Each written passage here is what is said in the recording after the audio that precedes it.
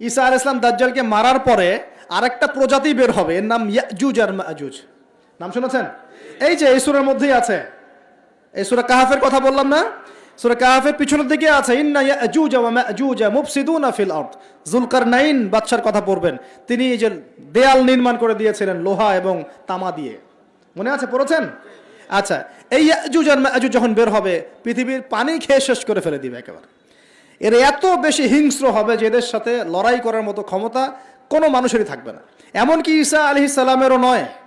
ঈসা আলাইহিস সালাম তুর পাহাড়ে চলে যাবেন মুসলিমদেরকে নিয়ে, তুর পাহাড়ের ভিতরে মুসলিমরা সেখানে লুকিয়ে থাকবে, পৃথিবীর মেসাকার অবস্থা হয়ে যাবে, পৃথিবীর পানি খেয়ে শেষ করে ফেলে দিবে একদম হিংস্র প্রজাতি। তখন ঈসা আলাইহিস সালাম আল্লাহর কাছে দোয়া করবেন, আল্লাহ এই বিভৎস এই জাতিকে ধ্বংস করো। আল্লাহ রাব্বুল আলামিন তখন ওই ইয়াজুজ আর মাজুজের এই কাঁধে, ঠিক কাঁধের মাঝখানে একটা ভাইরাস জন্ম দিবেন। কি জন্ম দিবেন? ওই যে বলি না মহামারীর ভাইরাস, অমুক ভাইরাস তমুক ভাইরাস, এই ভাইরাস আরও সামনে আছে বাকি এখনো। ওই ভাইরাসে, ওই পোকায়, ওই ব্যাকটেরিয়া বা যেটাই হোক আল্লাহ পাক যাই দিবেন, এতে করে ইয়াজুজ আর মাজুজের পুরো প্রজাতি ধপধপ ধপধপ করে মারা যাবে। মানে এটা ছোঁয়াচে রোগ হবে। কি রোগ হবে? ছোঁয়াচে। ঠিক যেমন আমরা একটু করোনা দেখলাম না, একজন থেকে আরেকজন, একজন থেকে আরেকজন, এরকম জিনিস চলবে আরো বিশ্বে। এরপরে ইয়াজুজ আর মাজুজের সব প্রজাতি মারা যাবে। নবীজি বলছেন জমিনে কোনো জায়গায় ফাঁকা থাকবে না, সমস্ত জায়গাতেই ওদের দেহ পড়ে থাকবে। আল্লাহু আকবার।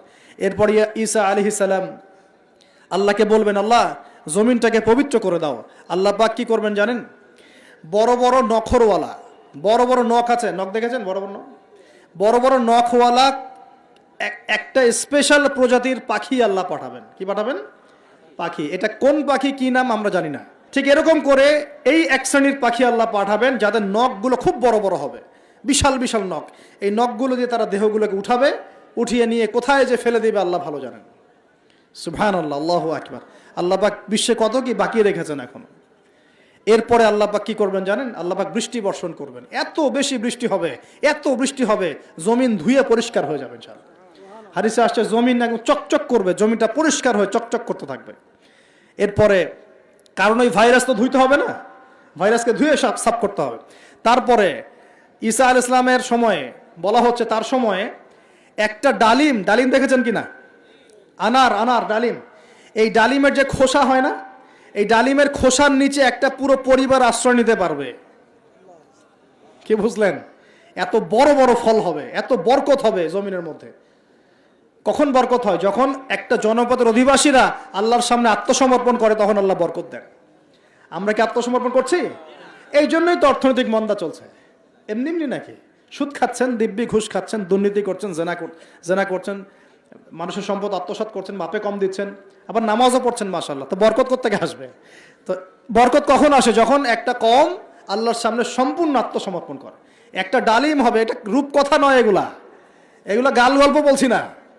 এই প্রতিটা কথা আল্লাহ পাকের ওহী থেকে আসছে, এর একটা কথা মিথ্যা হবে না ইনশাআল্লাহ তাআলা।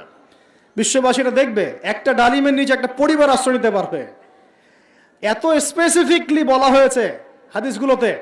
নবী সাল্লাল্লাহু আলাইহি ওয়াসাল্লাম বলেছেন যে 10 জন ঘোড়সওয়ার, কয়জন ঘোড়সওয়ার? 10 জন ঘোড়সওয়ার বের হবে ইমাম মাহদির সময়, যারা খোঁজ নিতে যাবে যে দেখি দাজ্জাল বের হয়েছে কিনা। ঘোড়ায় করে খোঁজ নিতে যাবে, দেখি দাজ্জাল বের হয়েছে কিনা।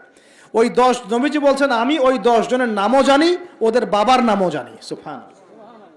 এত স্পেসিফিক জ্ঞান দেয়া হয়েছে আল্লাহর পক্ষ থেকে নবী সাল্লাল্লাহু আলাইহি ওয়াসাল্লামকে। তার হাদিস থেকে বলছি যে ডালিমের নিচে পরিবার আশ্রয় নিতে পারবে। তো অনেকে হয়তো হাসবে, কি বলে একটু উল্টাপাল্টা কথা, তাই না? এরপরে বরকতের এই সময়টা শেষ হয়ে যাবে কখন? যখন মানুষ আবার সেই জেনা, পাপ, শিরিক, কুফর এগুলোতে লিপ্ত হবে। আল্লাহ রাসূল বলছেন এমন একটা মানুষও বাকি থাকবে না, একটা মানুষও না, যে খালি লা ইলাহা ইল্লাল্লাহ কালিমাটা পড়তে জানে, এমন একটা মানুষও বাকি থাকবে না। বলেন নাউযুবিল্লাহ। ওরা হবে এই পৃথিবীর সবচেয়ে নিকৃষ্ট মানুষ। ওদের চেয়ে নিকৃষ্ট কোনো মানুষ এই পৃথিবীতে হবে না। এখনো কি এরকম সময় আসছে? আসে নাই। এখন কি লা ইলাহা ইল্লাল্লাহ আছে না? আছে, হ্যাঁ। হয়তো তার পূর্ণাঙ্গ প্রয়োগটা নাই, কিন্তু কালিমা তো আছে কি না? তখন নবীজি বলছেন এমন একটা যুগ আসবে যে লা ইলাহা ইল্লাল্লাহ বলার মতো একটা মানুষ খুঁজে পাওয়া যাবে না। আর মানুষ রাস্তাঘাটে কুকুরের মতো জেনা করবে।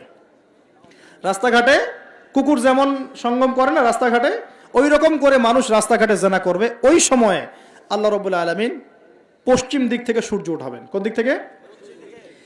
সূর্য সত্যি সত্যি পশ্চিম দিকে উঠবে। পৃথিবী একদিকে ঘুরছে না এখন, কে জানে আল্লাহ পাক পৃথিবীর ঘূর্ণন থামিয়ে উল্টা দিকে ঘোরাতে পারেন না? অবশ্যই পারেন।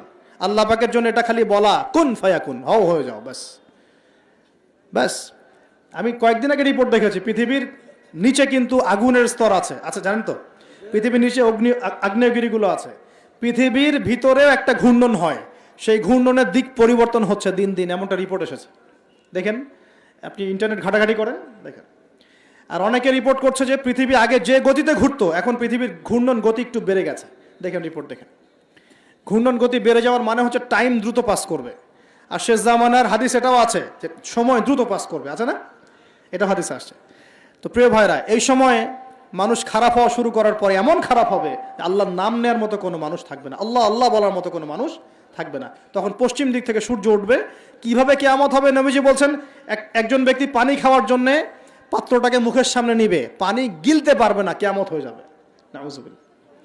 ইযা ওয়াকাআতিল ওয়াকিআ লাইসা লিওয়াকাআতিহা কাযিবা আল কারিআতু মাল কারিআ ওয়া মা আদরাকা মাল কারিআ, আছে না? আম্মা ইয়াতাসাআলুন আনিন নাবাইল আযীম। কত সূরা আছে কিয়ামত সংক্রান্ত, পড়ে দেখেন। ইযা যুলজিলাতিল আরদু জিলজালাহা ওয়া আখরাজাতিল আরদু আসকালাহা ইযা শামসু কুওয়িরাত ওয়া ইযা নুজুমু কাদারাত। এই সূরাগুলো পড়ে দেখেন। আম্মা পারার শেষ পারাটা, যেটা 30তম পারা, এর সূরাগুলো পড়ে দেখেন। কিয়ামত চোখে দেখতে পারবেন ইনশাআল্লাহ। সিংহায় ফুঁক দেওয়া হবে। আল্লাহ পাকের ফেরেশতার এত ক্ষমতা আল্লাহ দিয়েছেন, একটা ফুয়ে পুরো মহাবিশ্ব ধ্বংস হয়ে যাবে ইনশাআল্লাহ। চারটাখানি কথা নাকি? দ্বিতীয় ফুৎকারে আবার সবাইকে জীবিত করা হবে। এবং এই যে দুনিয়ার জীবনটা আমরা কাটাচ্ছি, এই 30, 40, 50, 60, 100 বছরের জীবন, এই জীবনের এক একটা হিসেব আল্লাহর সামনে দাঁড়িয়ে সেদিন দেওয়া লাগবে।